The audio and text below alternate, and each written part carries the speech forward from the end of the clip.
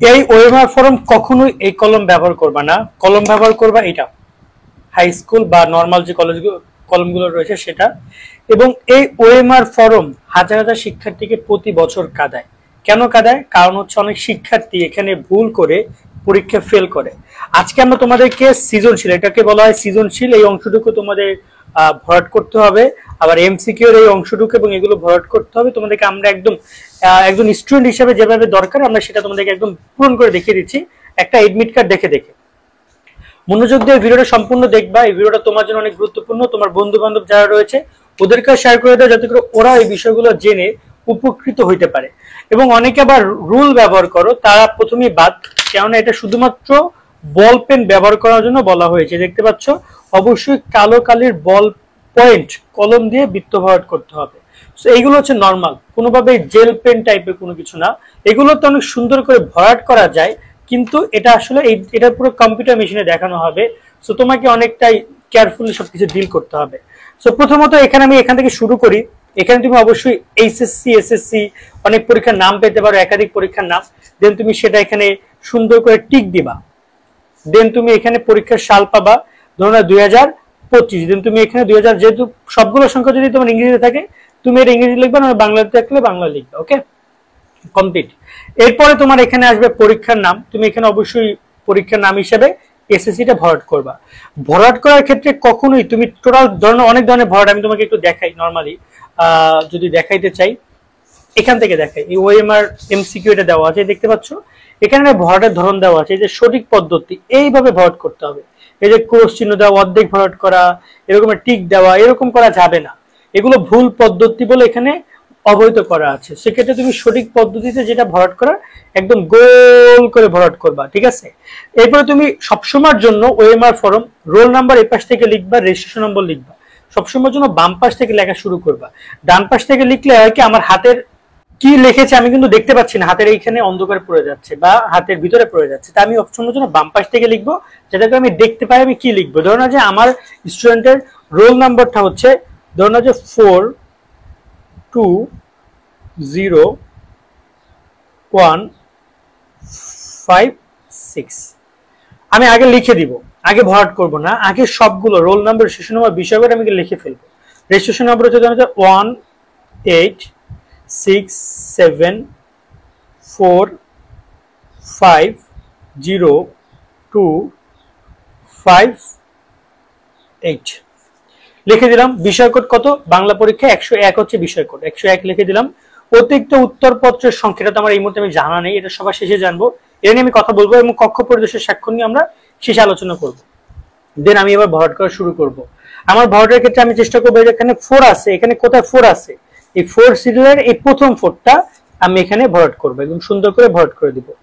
একইভাবে আমি এখানে 2 আছে, 2 ভরাট করবো। এখন দেখো, কোনো কারণে আমি ভুলবশত এখানে বলেছে আমাকে 0 ভরাট করতে, কিন্তু আমি ভুলবশত 0 ভরাট করছি। ধরো এইটুকু করার পর, আরে আল্লাহ, আমি তো এখানে 1 ভরাট করে ফেলছি, আমি তো এখানে 0 ভরাট করি নাই। সেক্ষেত্রে এটা এভাবেই রেখে দাও, রেখে দিয়ে তুমি পাশেরটা সুন্দর করে ভরাট করো, তাহলে হয়ে গেল। এটা নিয়ে প্যারা নেই, বা তুমি চাইলে এটা পরিপূর্ণ করে দিতে পারো, এটা তুমি পরিপূর্ণ করে দিতে পারো, কোনো প্যারা নাই। তোমার জিনিসটাকে এই যে উপরে 0 লেখা আছে এবং এখানে তুমি 0 ভরাট করেছো, 0 এবং 0, এটাকে তারা কাউন্ট করবে। এই যে 1 ভরাট করেছে এটা কাউন্ট করবে না তারা। ওকে, দেন 1 আসছে, আমি 1 ভরাট করব। দেন তোমার এখানে 5 আসছে, আমি 5 ভরাট করব। আবার কোনো কারণে অনেক শিক্ষার্থী দেখা যায় যে 6 আসছে, তুমি 7 ভরাট করে ফেলেছো ভুলে। কোনো ব্যাপার না, তুমি 6 এর জায়গায় 7 ভরাট করে ফেলেছো, পরে মনে এসেছে তুমি আবার 6 ভরাট করো। এক্ষেত্রে তোমার উপরে যেটা আছে সেটা তোমার মূল জায়গায় ভরাট আছে কিনা, এটা ইম্পর্টেন্ট। আশা করি তোমরা পুরো বিষয়টা বুঝতে পারছো যে এখানে কাজটা কোথায়। ওকে, আবার অনেকে দেখা যায় এরকম কাটাকাটি করো, ক্রস দাও, অনেকগুলো ক্রস দেখা দেখি না, খাতা এগুলো কিচ্ছু করা যাবে না, এটা পুরো কম্পিউটার দেখা হবে। তো তোমাকে নিট এন্ড ক্লিয়ার থাকতে হবে এই জায়গাটাতে। দেন আমরা যদি পরে কথা বলি রেজিস্ট্রেশন নম্বর, এখানেও তুমি সুন্দর করে অন আছে, অন ভোট করো। এটা খুবই সাবধানতার সহিত তোমরা ভোট করবো। কোনো প্যারা নেই যে আমি এইটা সেট ভোট করলাম। অনেক সময় দেখা যায় আপসা ভোট করে রেখে যাও, কারণ সামনে তোমার দ্রুত প্রশ্ন আসতেছে। আরে না রে ভাই, এইটা আগে তুমি চাইলে প্রশ্নে 5 মিনিট একটা প্রশ্ন ছোট করে লিখলে তোমার টাইমটা মেকআপ হবে, কিন্তু তুমি যদি এখানে ভুল করো তোমার কিন্তু ওভারঅল রেজাল্টে ফেল আসবে। সো তুমি কেন সেটা করবা? সেই বিষয়গুলোর প্রতি খেয়াল রাখবা। আমি এখানে সুন্দর করে ভরাট করতেছি এবং এই সময় ভরাট করার সময় আমরা অনেক সময় বন্ধু বান্ধবের দিকে তাকাই, উমুকে ডাক দেয়, তুই তোর প্রিপারেশন কেমন, এটা ওটা ঠাট্টা মস্করা করে। এইগুলো ভরাট করার সময় এগুলো করা যাবে না। খুব মনোযোগ দিয়ে ভরাট করবা। কেউ ডাকলো তাকাবাও না ফিরা যে তুই মইরা যা ভাই, তা আমি তাকাইতেছি না, যদি মইরা যাস তারপরে আমি এটা ভরাট করে দেন আমি তোর সাথে দেখা করতেছি। সো ব্যাপারটা ঠিক এরকম ভাবে সুন্দর করে তুমি ভরাট করবা। তো দেখতে পাচ্ছ আমি কিন্তু ভরাট করে দিলাম। ভরাট করার শেষে দেন তুমি এখানে 101 যেটা রয়েছে বিষয় কোডটা কিন্তু লিখতে হবে। বিষয় কোড যদি তুমি না লেখো তোমার কিন্তু ফেল আসতে পারে। 5টা কারণে তোমার পরীক্ষা ফেল আসতে পারে ওএমআর সম্পর্কিত কারণে। সেই ভুলগুলো নিয়ে আমাদের ভিডিও করা আছে, তাহলে তোমরা দেখতে পারো। দেখতে পাচ্ছ আমি এই যে সুন্দর করে ভরাট করলাম, এটা হচ্ছে ভরাট করার নিয়ম। আর ভুল ভরাট করলে তোমরা এরকম ভাবে ম্যানেজ করবে এটাকে। আর অতিরিক্ত উত্তরপত্র তুমি শেষে কতগুলো অতিরিক্ত উত্তরপত্র মানে লুটশিট নিয়েছো সেটা তুমি বসাও। যেমন আমি নিয়েছি ধরুন আছে 2টা, আমি এখানে 02 লিখে দিলাম। তো আমি এখানে 0 লিখে দিলাম, এরপর আমি এখানে 2 লিখে দিলাম, 2 ভরাট করে দিলাম, ব্যাস আমার কাজ শেষ। এবার সবার শেষে আরেকটা কাজ রয়েছে বাকি, 2টা কাজ বাকি রয়েছে। এইখানে এই যে দেখতে পাচ্ছ এটা ঘর, এখানে দেখতে পাচ্ছ এই এমসিকিউ এর মতো একটা কিন্তু নাম্বার রয়েছে, এই যে 1 8 3 4, এই নাম্বারটা এখানেও তোমাদের থাকবে। সেটা হাজিরের কাছে তোমাদেরকে লিখে দিতে হবে, সেখানে স্বাক্ষর দিতে হবে। এবং এই যে দেখতে পাচ্ছ এখানে কিন্তু পরিদর্শক স্বাক্ষর দিবে, যে কক্ষ পরিদর্শক স্বাক্ষর। এই যে দেখতে পাচ্ছ এখানে লেখা আছে বিদ্যুৎ কোনো প্রকার সিলমোর ব্যবহার করা যাবে না। এই জায়গাটা তুমি কোনো কিছু করবে না, এই জায়গাটা কি করবে শিক্ষক সিগনেচার দিবে, শিক্ষক এই জায়গাটা সিগনেচার দিবে। এবং এখানে একটা রেখা দেখতে পাচ্ছ তোমরা, এই যে রেখাটা, এই রেখাটা তুমি এই অনুযায়ী তুমি এটা ছিঁড়ে ফেলবা। এখানে রেখা রয়েছে, রেখা অনুযায়ী তুমি এটা কি করবা, ছিঁড়ে তুমি এই অংশটুকু রেখে দিবা, রেখে তুমি তোমার টিচারকে দিয়ে দিবা। আবার কেউ বাড়ি নিয়ে এসো না, এটা পুরো টিচারকে দিয়ে দিবা। আর এইটা থাকবে খাতার সাথে, এই যে সাদা অংশ এবং এইটুকু খাতার সাথে থাকবে। এখানে তোমার কোনো কাজ নাই, এইটুকু ছিঁড়ে তুমি টিচারকে দিয়ে দিবা। এখানে এমন ভাবে করা থাকে যেমন আমরা প্যাড খাতা দেখি না, বা একটা খাতা যেমন দেখি যে কেমন যেন একটু স্টিকার করা থাকে, টান দিলে ছেড়ে যায়, সেরকম করা থাকবে। এবং তুমি এটা টিচারকে জমা দিবে এইটুকু অংশটুকু। ওকে, টিচার জন্য সিগনেচার করে, স্বাক্ষর জন্য দেয়, তারিখ জন্য দেয়, সবকিছুর জন্য ঠিকঠাক মতো দেয়, সেটা দিকে তোমাকে খেয়াল রাখতে হবে। গেল সিকিউ এর পার্ট। এমসিকিউ পার্ট নিয়ে যদি কথা বলি, এমসিকিউ এর রোল নাম্বার এবং রেজিস্ট্রেশন নম্বর আমরা এখানে যেভাবে পূরণ করেছি, roll number registration number same, তাই আমরা এখানে আর এক্সট্রা ভাবে পূরণ করছি না। এবং বিষয়গুলো সেম, এখানে শুধুমাত্র পরিবর্তন হবে সেট কোড। দেখো একটা প্রশ্ন যখন তুমি পাবা তখন একটা এমসিকিউ 4টা সেট থাকে, ক খ গ ঘ। তুমি যে সেটটা পাবা সেক্ষেত্রে তুমি যেটা করতে পারো, তোমাকে যদি কনফিউজ মনে হয় তুমি সেক্ষেত্রে সেটটা লাগলে তুমি আগে রুল দিয়ে লেখো, আগে তুমি রুল দিয়ে লেখো। তোমার যদি মনে হয় যে কোনো কারণে সেটটা তুমি কারোর কাছে পরিবর্তন করছো, অথবা তুমি সেট শিক্ষক চেঞ্জ করে দিচ্ছে, অথবা অন্য কারো দেখা দেখি অনেক সময় অনেকে অনেক মানে বোকামি করে, সেক্ষেত্রে তুমি চাইলে রুল দিয়ে এটা মুছে পরে আবার তুমি সঠিকটা লিখে দিলা। যেমন আমি এখানে লিখছি ক, পরে আমার কাছে আবার ধরুন আমি কারো কাছ থেকে খ নিয়ে নিলাম, ঠিক আছে, এই যে খ লিখে আমি খটা এবার ভরাট করে দিব। এখানে মেন কথা সেট কোড যদি তুমি বৃত্ত বরাবর পারফেক্টলি না করো দেন কিন্তু তোমার মানে ফেল আসবে। তুমি যদি লেখো ভরাট না করো ফেল আসবে, তুমি যদি দুইটাই না করো, ভরাট করলে না লিখলাও না, তাও তোমার ফেল আসবে। এই যে এখানে নির্দেশনা বলে দিয়েছে সেট কোড না লিখলে, বৃত্ত বরাট না করলে তোমার ফেল আসবে। আরো বেশ কিছু নির্দেশনা এখানে রয়েছে।